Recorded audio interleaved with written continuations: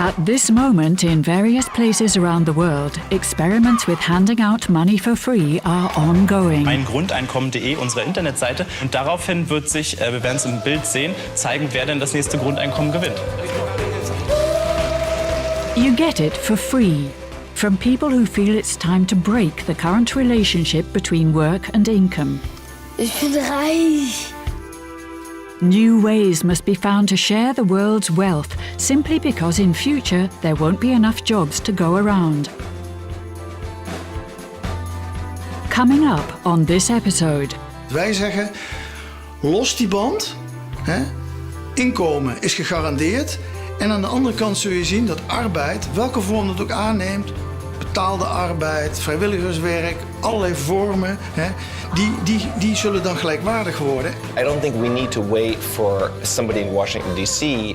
to decide that this is something that needs to happen, or Berlin, or wherever the seat of your respective government may be. I think these are things we can start to work on just as we are today. This is Backlight. Welcome to Sharing the Wealth.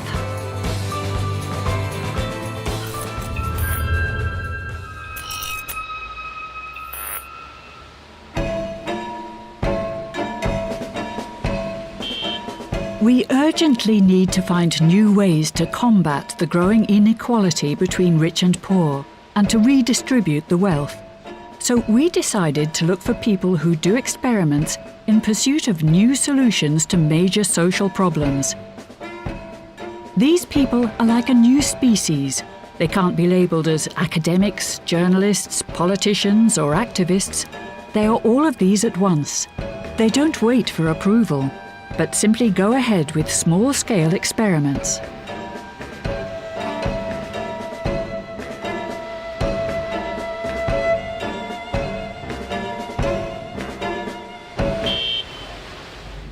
A young start-up entrepreneur from Berlin decided to change his life. He stopped working for his own internet company and now receives €1,000 a month from its profits. He regards this sum as his basic income. Ich habe überhaupt gar nicht gemerkt, wie viel Druck ich hatte. Ich habe es erst gemerkt, als der Druck weg war. Und ich hatte auf einmal, ich war nie ein kreativer Mensch, konnte nie besonders gut sprechen. Und auf einmal kann ich das alles, das ist überhaupt kein Problem. Ich habe Ideen, mein Kopf ist voller Ideen, ich schaffe es kaum, sie alle aufzuschreiben. Ich bin wirklich ein neuer Mensch geworden. Es ist echt krass. Ich habe Mut, Dinge zu starten, und ich fühle mich so erleichtert, und gesundheitlich geht es mir zum Beispiel auch besser. Und dann dachte ich mir, das geht doch anderen vielleicht auch so. Und dann habe ich mir überlegt, dann müssen wir es mal ausprobieren. Also brauchen wir Geld, um es Leuten ein Jahr lang bedingungslos in die Hand zu geben. Und weil ich aber kein Geld hatte, dachte ich, okay, dann machen wir es mit Crowdfunding. Michael is starting up a crowdfunding project, and he calls it My Basic Income. The project aims to generate money to give people a basic income for 1 year. Die Menschen gehen auf Grundeinkommen.de und danach haben sie die Möglichkeit, entweder Geld zu geben mit verschiedenen Zahlungsanbietern und so viel Geld, wie sie wollen. Und sie können auch am Gewinnspiel teilnehmen und sich für die nächste Verlosung anmelden. Beide Sachen sind unabhängig voneinander. Das ist ganz wichtig, denn es ist keine Lotterie, sondern es ist ein Gewinnspiel. Es ist also, man muss kein Geld geben, um teilnehmen zu können. Das ist natürlich ganz wichtig, denn es ist ja bedingungslos.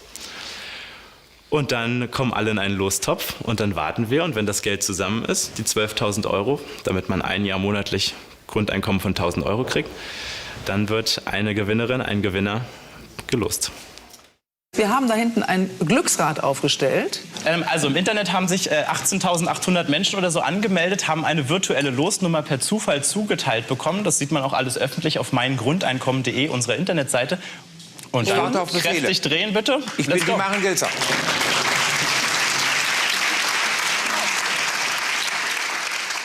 Das Experiment ist jetzt in einer spannenden Phase. Wir haben 2014 5 Grundeinkommen an Menschen verlost, die jetzt jeden Monat schon 1.000 € kriegen. Und jetzt haben wir uns ein neues Ziel gesetzt, ein großes Ziel. Wir wollen 100 Grundeinkommen finanzieren, und dafür haben wir uns 2 Dinge ausgedacht. Einmal ist diese Karte. Das ist eine Bonuskarte, die man in Geschäften benutzen kann, an der Kasse, und kann da Punkte sammeln, und diese Punkte sind Geld. Und dass ich dann einlösen kann. Der Trick ist, alle Menschen benutzen die genau gleiche Karte, und damit sammeln alle Menschen auf ein Konto. Und so kommen jeden Tag ca. 50 € zusammen, die wieder in das Grundeinkommen fließen. Das Schöne ist, es kostet die Menschen nicht einen Cent mehr und es ist komplett anonym. Und das Gleiche haben wir auch im Internet. Immer wenn man auf einem Online-Shop ist, den man mag, wo man sowieso hingeht, dann erscheint ein Knopf über der Seite und wenn man darauf klickt, dann fließt eine Provision vom Verkauf in den nächsten Grundeinkommenstopf. Und das ist unsere Idee von einer kleinen Konsumsteuer, wie man ja später ein Grundeinkommen auch wahrscheinlich finanzieren würde. Und das führen wir jetzt im Kleinen schon mal ein mit 1 bzw. 5% pro Einkauf. Und so kamen in den letzten 3 Monaten schon über 20.000 € zusammen. Aber wer zahlt das dann endgültig? Naja, es zahlen die Unternehmen. Die machen das sozusagen als Werbung, als Angebot, damit die Kunden ins Geschäft kommen. Aber ich glaube, die Kunden gehen da sowieso hin und können dann zusätzlich noch etwas Gutes tun. This is a completely unconditional basic income for anyone. There are no rules about age or country. Even children can register. The 5th basic income was put up for raffle, and it went to 8-year-old Robin from Baden-Württemberg. After a marathon debate lasting 2 days, his parents decided to tell him.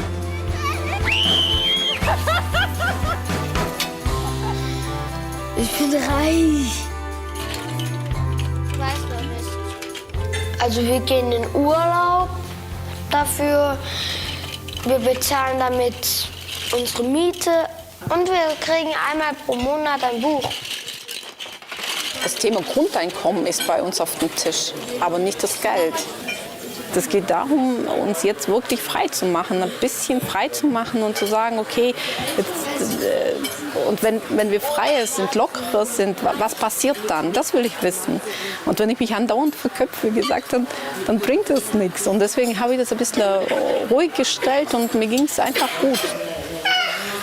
Wir häufen das jetzt nicht an oder sonst irgendwas, wir leben damit. Ich habe gedacht, warum nicht? Wenn es mir ein Jahr gut geht, das ist doch verdammt viel.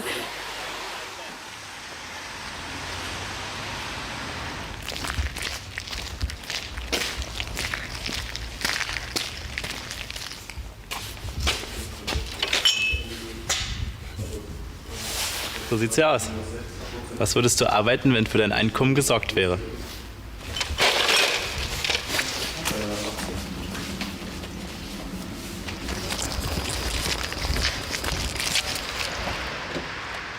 Ich weiß, dass es sehr viel Material gibt, es gibt auch ganz viele Erfahrungen, es gibt Forschung dazu, aber das können andere Leute besser als ich. Was ich möchte, ist die Geschichten zu erzählen. Ich möchte das erlebbar zu machen. Ich möchte keine trockene politische Debatte, es könnte so schön sein, sondern ich möchte, dass man heute was klicken kann, heute Geld geben kann und in einem Monat vielleicht Grundeinkommen erleben kann. Und dann möchte ich diese Geschichten erzählen. Wir müssen die Gesellschaft verändern. Wir müssen die Gesellschaft so umbauen, dass Menschen sich darin wohlfühlen können, und zwar alle Menschen. Und dafür braucht es Sicherheit, dafür braucht es bedingungslose Liebe. Das ist das, was Babys brauchen, wenn sie zur Mutter auf den Arm wollen. Und das können wir ihnen heute natürlich schwer im Erwachsenenalter geben, aber es ist wenigstens ein Anfang, ihnen 1.000 € monatlich auszuzahlen, damit der Druck raus ist, damit sie wieder an sich glauben können. Du guckst skeptisch, kann ich verstehen. Ich bin ja selbst Vater und ich sehe viele Parallelen zum Kinderhaben. Ne? Kinder sind dann besonders kooperativ und besonders, es geht ihnen besonders gut, wenn sie Sicherheit empfinden und die Eltern in der Nähe sind und wenn sie zum Beispiel auch mal weinen können, wenn sie auch mal scheitern können. All das, was wir Erwachsenen gar nicht mehr dürfen. Michael's project, My Basic Income, now provides 8 people with a basic income. But what would happen if you gave an entire community a basic income? Guy Standing is an economist and a strong advocate of basic income. He's involved in several experiments in developing countries and has recently finalised one in India. For 30 years or more, I don't want to reveal the full extent of these dreams, I've always been advocating and supporting moving towards a basic income. And it's very, very rare that any of us ever have the opportunity to put a dream into potential reality. 6,000 people in India were given a guaranteed basic income for a period of 18 months, unconditionally, individually, and paid in cash. भाइयों के जो 200 रुपए भाई को मिलेंगे, बहन का 200 रुपए बहन को मिलेंगे, और बच्चों का जो है वो बहन के खाते में जाएंगे. आपको बराबर हर महीना 200 रुपए आपके खाते में आ जाएगा. कोई शर्त नहीं है. आपको परिवार में आपको ही तय करना है. The striking thing that we found was improved nutrition and improved health. The level of economic activity increased in all the villages. The level of earned income, that's apart from the basic income, increased significantly more in these villages. We did not provide any skills training. We did not provide any guidance because we wanted to see what happens when you're doing a basic income.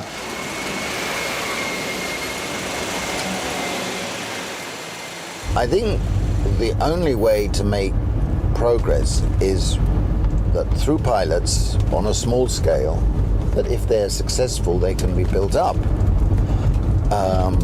We desperately need to find ways of redistributing income because the degree of inequality, whether it's in the Netherlands or it's Britain or in India, I mean, has become obscene. Obscene. All the old forms of redistribution, income tax, social security, don't work in a globalized, open economic system.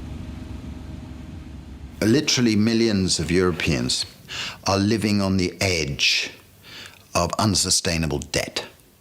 They're living on the edge of not knowing whether that tomorrow morning or the next day they're going to have the means to pay for their absolute essentials.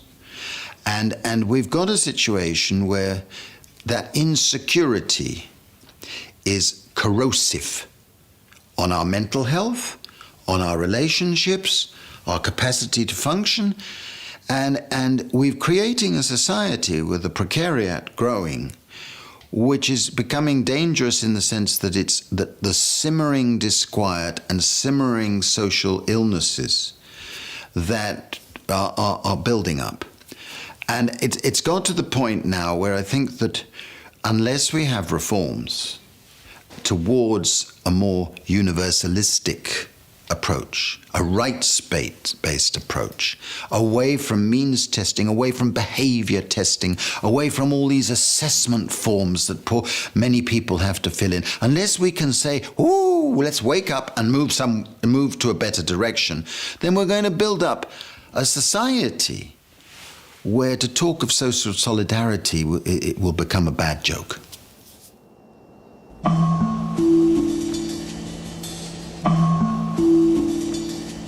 Guy Standing travels all over the world to share his experiences and to find partners who are willing to experiment further at local level. He's been invited to speak in Groningen in order to help develop an experiment with people on welfare. Joop Roebroek and Jan-Willem Wennekes are members of MIES, the Community for the Innovation of Economics and Society.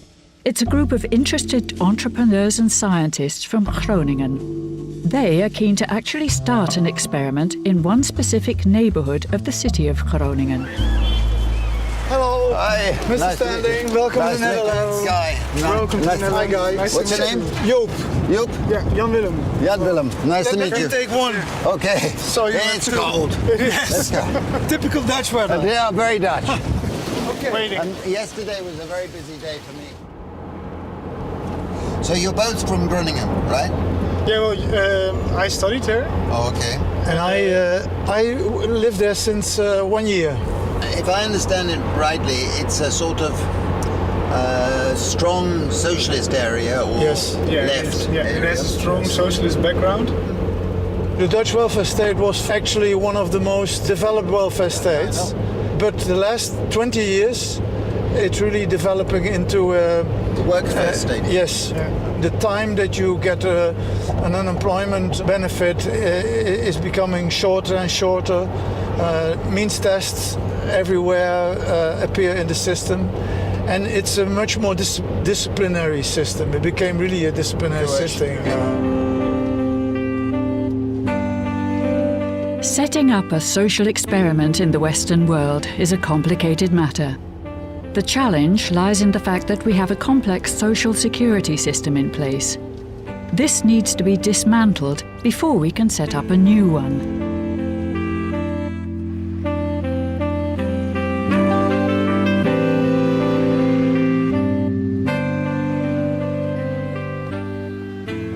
De overheid zit gewoon helemaal vast. We geloven niet dat daar echt fundamentele beweging in komt. En wij zeggen, als je gezond verstand gebruikt, dan zijn er een aantal wegen waarlangs je echt zou kunnen experimenteren en die in onze ogen echt wel valide, zeg maar, oplossingen bieden. En dat gaan we gewoon doen.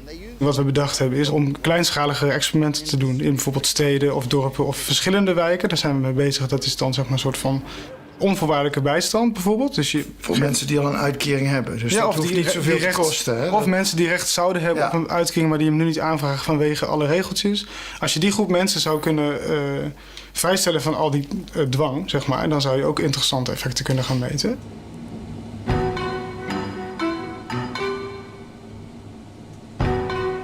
A meeting of experts is taking place on this topic in an ancient water tower. Together with Guy Standing, an alderman of the city of Groningen, and a few scientists, the experts discuss a proposal for an experiment with unconditional welfare in Groningen. I think if you take a community of 2,000, then you're going to have a very good experiment. I mean, I'm confident that you would have a very good experiment. And then you can test the effects, both the effects for the individual, effects for the community, a sense of solidarity and types of work, and those things can be studied at a community level. And I think when we set up experiments in Dutch cities, we should not neglect this social dynamic. I think it should be a starting point. There are several districts that are low income districts that have a lot of unemployment. This area of Bijen, there's some area called the Hoogte, which is here, and we have some like the Indian neighborhood. It's here. In the Netherlands, there's been a new law. I mean, you can tell a bit about it maybe, the participation law. And basically it's a sort of decentralization where the local government has more authority or ways to work with this. Local governments are allowed to experiment with the aim of finding better practices, being more efficient, but also stimulating people to leave benefits and to seek employment. So just to summarize, to get it clear for myself here, you're saying if you take a geographically bordered area, and you say that everybody in that area who is on social assistance is now treated the same way via, yes, for example, unconditional assistance, then that would give interesting results, yes, absolutely, for the sake of research. Absolutely. Yes. We, the scientists, can decide on the evaluation of the experiment. Yeah. But first things first, I think. But it all depends on getting clearance of the politicians to do the experiments. When I think about experiments, well, maybe a bit roughly said, I don't bother about what politicians tell me, what you can and you cannot do. It's also political will and political courage. Which is needed. And I often say, I'm also chairman of two rekenkamers, and I say to the wethouders, in this time of decentralization, you should do also this to Den Haag. I know, I haven't seen them, you know. Because we're not allowed. That's what we're not allowed, and I think we should very much look at it. You are never allowed to change the system if you want to change. We should look beyond the law. Beautiful love, you're all a mystery. Beautiful love, what have you done to me? Relatie arbeid en inkomen, dat is een oude relatie. Hè? Betaald werk, dat levert inkomen op. Nou, wij denken, en dat zie je ook, dat betaald werk en niet voor iedereen toegankelijk is. Dat het ook wisselend zal zijn, dat het flexibel is. Plus, het grote probleem is als je die betaalde arbeid zo centraal stelt, dat allerlei andere vormen van maatschappelijke bijdrage, vrijwilligerswerk, mantelzorg, het opvoeden van je kinderen, het blijft totaal buiten beeld, dat wordt niet gewaardeerd. Wij zeggen, los die band, hè? Inkomen is gegarandeerd. En aan de andere kant zul je zien dat arbeid, welke vorm dat ook aanneemt, betaalde arbeid, vrijwilligerswerk, allerlei vormen, hè, die zullen dan gelijkwaardig worden en zullen ook, denk ik, veel meer ruimte krijgen. Als mensen gewoon zelf de keuze mogen maken, zullen ze ook juist die keuze aan datgene koppelen wat ze op dat moment zien, wat nodig is in de samenleving. Dat is veel belangrijker, hè, dan altijd maar alles in termen van betaalde arbeid te willen vertalen. Dat is in feite het onderliggende probleem. Heel veel dingen die mensen doen worden te weinig gewaardeerd. En wij zeggen, kijk naar de sociale waarde van de bijdrage die mensen leveren en waardeer dat. Niet met geld, want dat basisinkomen, dat is gewoon voor iedereen gegeven. Dat is gewoon een recht, een burgerrecht.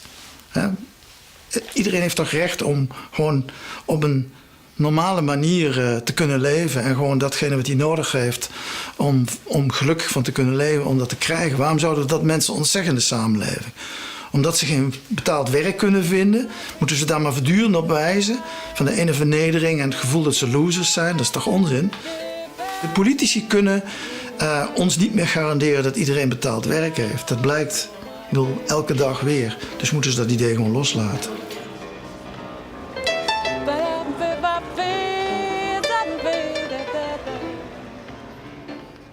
Who are these people living in this kind of insecurity?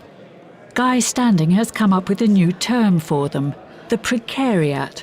The word combines precarious with proletariat and represents a growing number of people who live in a state of permanent uncertainty about their social and economic well-being. If you're up here in the income scale and the salariat and the elite, you have total security. If you're down in the precariat, you have none. You are desperate. You have no security at all. You have to do what somebody tells you have to do. So a struggle for the redistribution of security is fundamental to it. Now, for a transformation to happen, the emerging mass class must start to identify itself as that. A sense of recognition. So instead of somebody looking in the mirror in the morning and seeing a failure, seeing an incompetent person, moving from that to looking in the mirror in the morning and saying, wait a minute, I'm one of millions. The structures are creating these circumstances, and I belong to a group. I am part of the precariat.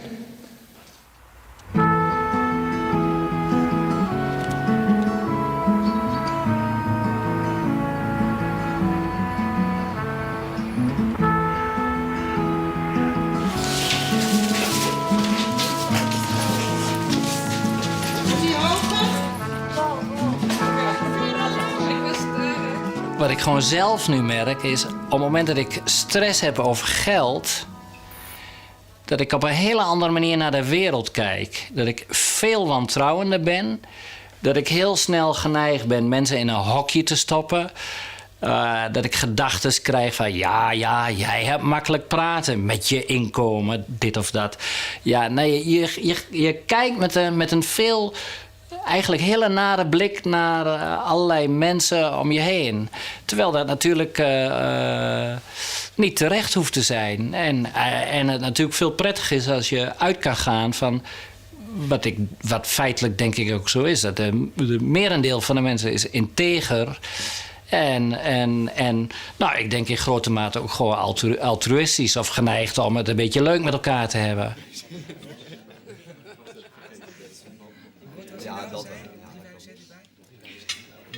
We are trying to crowdfund for the basic income.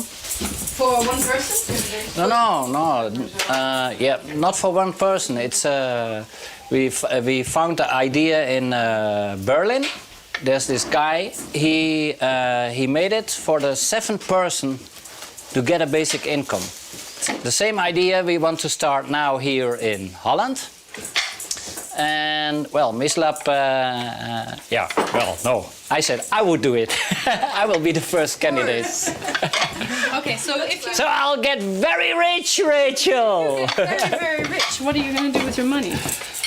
Yeah, that's a strange thing. I don't think I do very different things. I want to do these things. I do. I'm busy with here, with tuin in de stad. I'm trying to do something for the free cafe. And I feel these urge that are the things I have to do. Okay. It's just like what you are doing. It's natural to do these things you are now doing. Groningen has a green hub called the Garden in the City. Each Wednesday and Sunday it hosts a free cafe, where free meals are served made from rescued food. Het grootste probleem is, denk ik, dat in Nederland de moraal... je moet werken voor je eten. Wordt vertaald naar je moet betaald werk hebben voor je eten. Terwijl ik denk, ja, ik werk voor mijn eten. Alleen ik krijg het niet betaald. Ik heb jaren gehad dat ik dus heel veel verdiende. En dat ik me eigenlijk nooit zorgen maakte over geld. Toen kwam de crisis. Ik ben een aantal vaste klanten verloren. Ik moet mijn geld verdienen voornamelijk met tekst schrijven. Ik ben dit gestart omdat ik niet de hele dag achter de computer wil. Dit zijn de dingen die ik heel graag wil doen. En die ik ook de moeite waard vind om te doen. Daar is heel moeilijk geld voor te krijgen.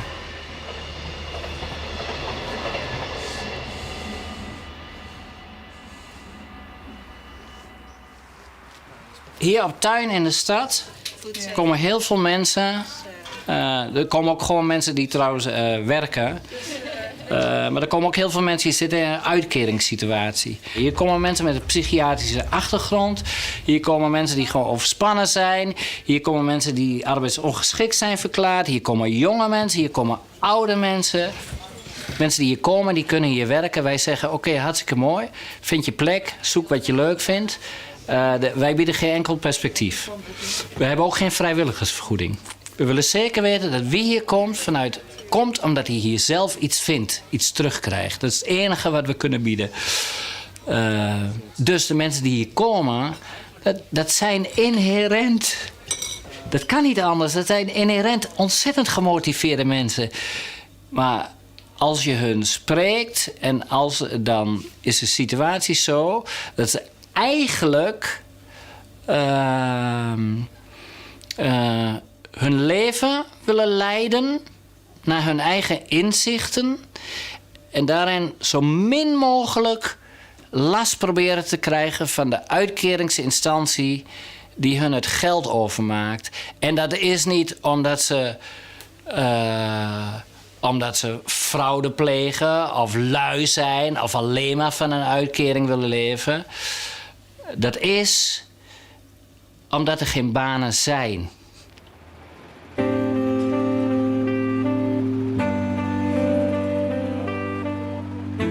How do we deal with the disappearance of job opportunities? Can we create new jobs, or must we reinvent ourselves? Michael Bormeier and his colleague, both from Germany, are in New York to introduce their basic income project overseas. Wie geht's? Gut, und dir? Ausgezeichnet. Klasse, dass ihr da seid. Ja, super. Albert Wenger, born in Germany, is a major startup investor in New York. He's interested in the impact of technology on society and regards the current shift in the meaning of labour as an opportunity to rethink the system. One of the things that self-perpetuates the existing system, the system that just says, well, you have to work in order to make money. Why do you need to make money in order to afford these things? And once you've bought them, you're still not happy, so you have to work more. And so even people who have jobs are on these incredible treadmills where they're working longer hours and more than ever before. So I think it's creating the best way to get away from that is to create an alternative somewhere else. And then people can slowly, for themselves, decide that that's where they want to be, where they'd rather be. Albert Wenger invests in automation. Twitter and Kickstarter are a couple of the big names in his portfolio. His TEDx talk on automation and basic income unleashed a lively debate in the investment industry. That's our idea. Maybe sometimes I have to switch to German. Maybe in this case.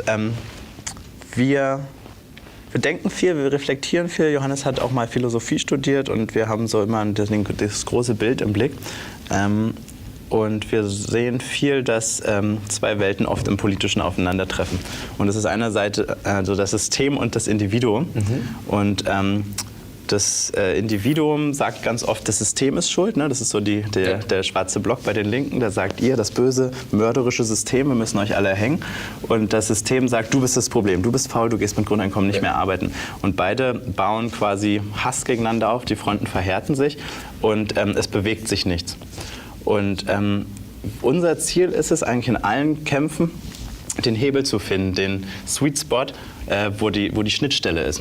Und die Frage war, beim Grundeinkommen, wo ist dieses Interface, wo treffen die beide aufeinander? Und das war ein Artikel, ein zweiseitiger Artikel, der gestern in der Zeit erschienen ist. Und die haben es ganz gut illustriert. 1.000 € Überweisung im Monat, das ist es. Das ist der Moment beim Grundeinkommen, wo System auf Mensch quasi direkt trifft. I love the fact that you guys are just doing it, because I think that is sort of the most important thing. A lot of why we invest in the internet and internet startups is because one of the things that the internet allows you to do is to do things without asking for permission. So we call it permissionless innovation. So we tend to invest in this idea of permissionless innovation, of things that operate on the internet and create kind of new networks.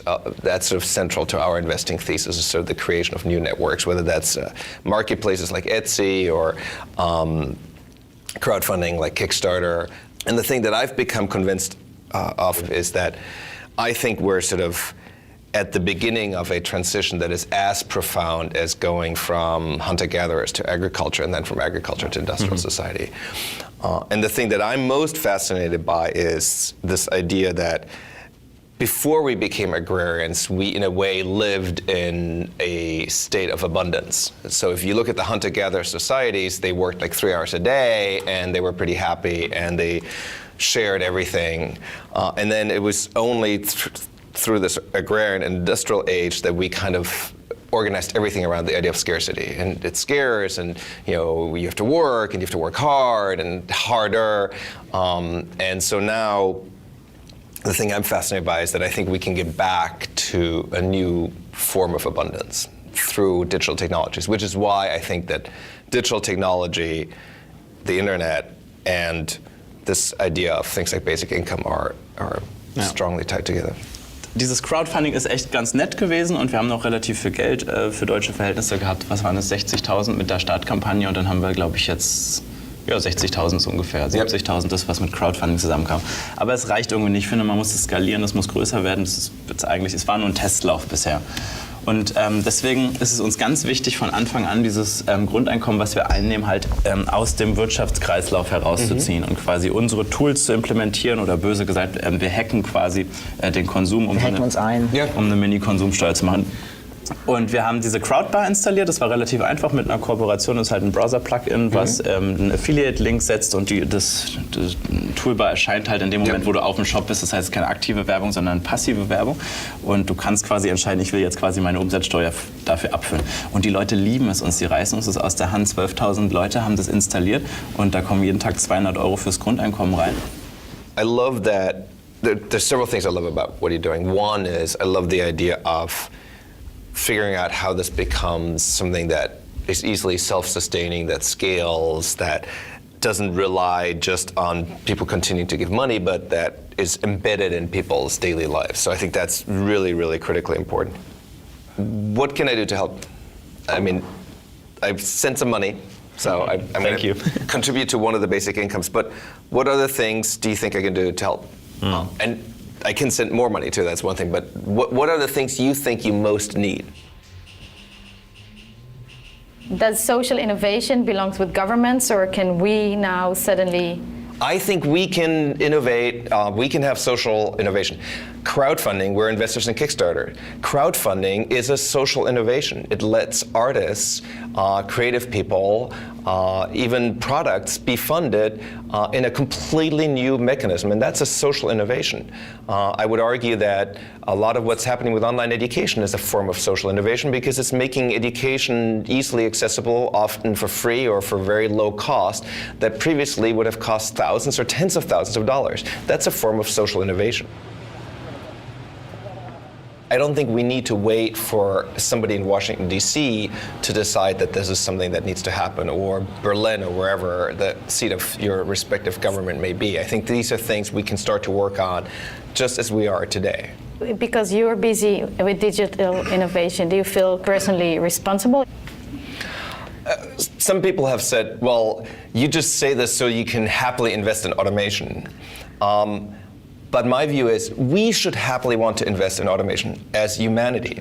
I'm a believer that automation will provide us with the ability to have vast improvements in productivity, to make a high standard of living available to everybody, to make access to information, free education, free healthcare available to everybody. So I believe in automation. We don't want to somehow clamp down on it. But we have to then address what the consequences for individuals are from that degree of automation. And that, I believe, is best solved by just putting everybody on a safe floor. And that's what kind of a basic income guarantee provides. It provides a floor that allows people to afford food, shelter, clothing, access to the internet. How do we afford basic income? Well, one of the things that technology does is it actually makes everything cheaper.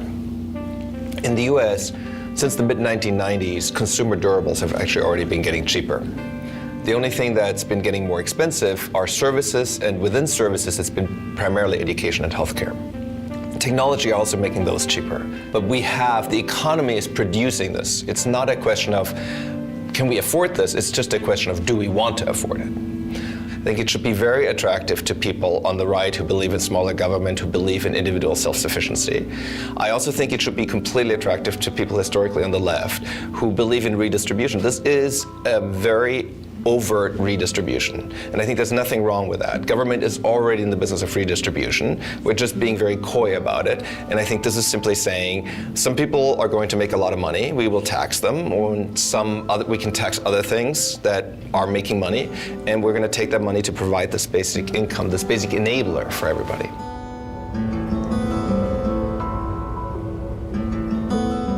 One of the main reasons why small-scale experiments are not translated into general policies is issues of affordability. How can we redistribute our financial resources?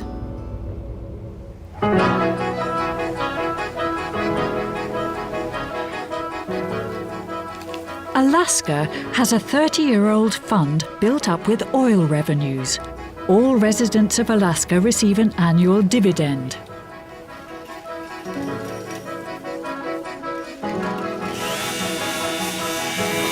This turned Alaska from a poor state with major inequality issues into the state with the lowest poverty and inequality statistics in the USA. Every resident of the state of Alaska gets a dividend check, and you have to be here for a calendar year before you are able to apply for a dividend. So this year, I think we got $1,800, per, so, times 4, it becomes, quite a bit of money. In the past, we've had much smaller checks, might be $800, a check, so, $3,500 or $4,000. So it just varies. We have a very varied source of income, and we still do a little bit of commercial fishing for salmon. We also have a snow removal business when we have snowy winters, and we also have a restaurant supply business in which we supply restaurants with the type of wood that they use for smoking ovens and things like that. Very seasonal, as is now, since we have the warmest winter on record and it's raining in February and we have green grass, there's no snow to plow. So that's been a fairly substantial reduction in what we kind of, roughly, base our income on for the year.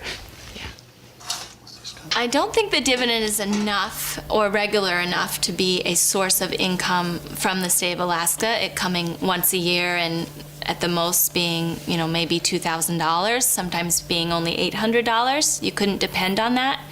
But as a parent saving for your child's education, if you save whatever you get for 18 years, that's enough to make a difference in a child's life and their future.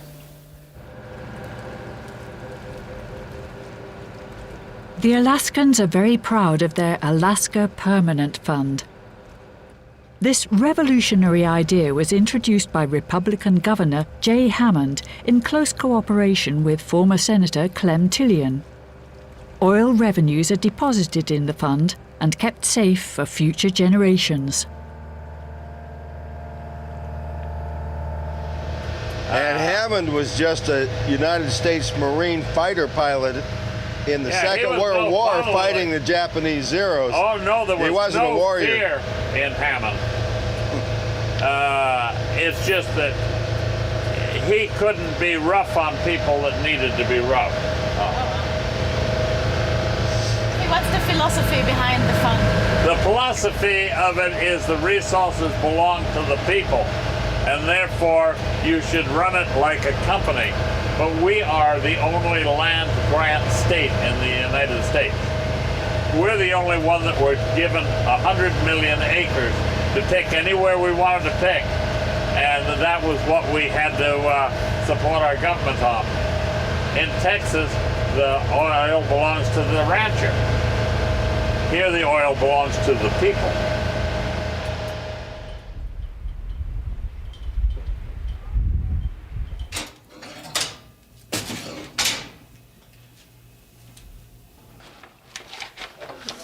Now this gray-bearded old guy in a suit, Jay Hammond. But the thing is that most of the pictures that I had with Jay, you can find them in the historical library and stuff, but remember I had a fire in 1980 and I lost everything. When I found out that we were only getting 1% for oil, I set out with a great mixture, and it wasn't one single party. There were Democrats, Republicans, but it was nearly all the Young Turks. The socialists wanted it because they believed that everything ought to belong to private, and I don't believe that way. I'm kind of fairly right-wing. But I do believe that in this case where we were given the oil, that I was now the representative of the owners of that oil. So we ended up with 12.5% royalty and up to 20% taxes to pay for the roads and the things that went in it. And we are converting our non-renewable resource to a renewable. And we have about $50 billion now. We should have had $480 billion if we'd put everything in. Now, I was involved in forming the permanent fund, which he was supportive of, but what he saw was the next step. How do you disperse it?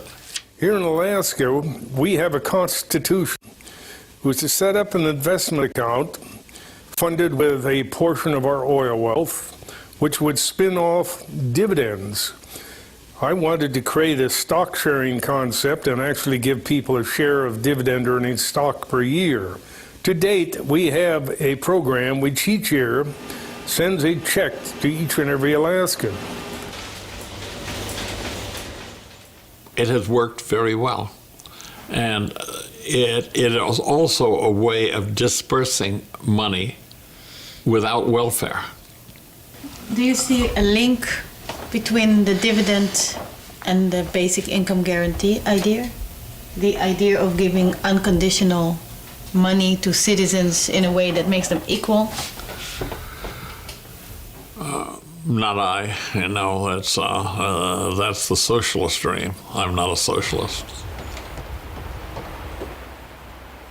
So something we did with our dividend checks is we used them for building a small schoolhouse on our property here so I could homeschool our girls. Haven't been out here for about a year. I had 2 girls and I homeschooled for 13 years, and it was really nice to have a separate building. I know a lot of people homeschool in their own home, but because my older daughter was such a artist and liked to do things and we liked to travel, the homeschooling seemed like a good choice for us to have the flexibility and to have that extra money, to have that extra space made her education all the better, and she's been on the dean's list continually for 2 years at college, so it was a good investment. If the dividends are coming in, that's when the museum will have their fundraiser, that's when things kind of happen, and yes, it comes to the individual, but so many individuals make a community, and then it goes back into the community. And I think that it's important not just for people who need the basics, but it's also important to the community for the income that does come in.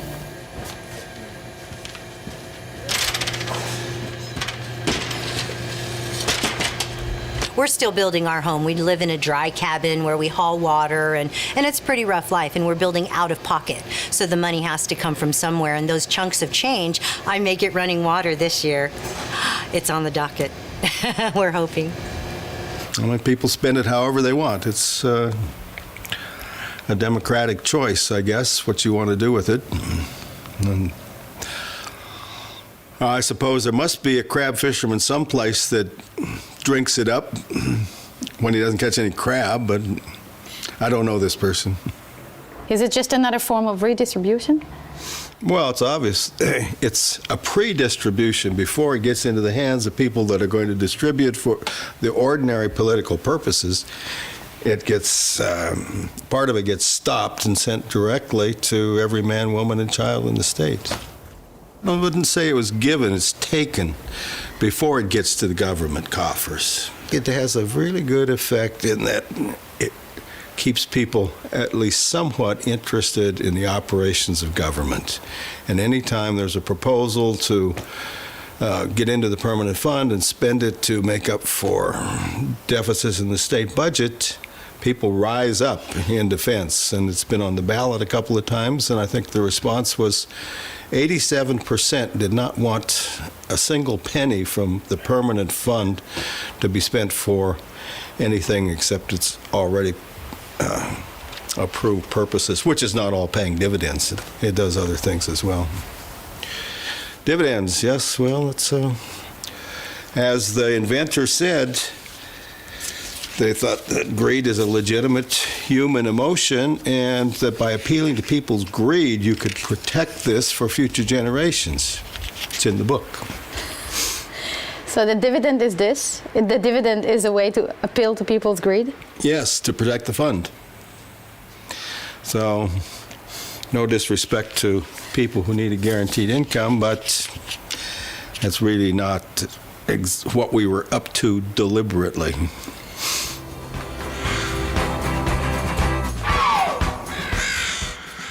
The Alaskan model has been a beacon of sense in the search for new ideas on distribution.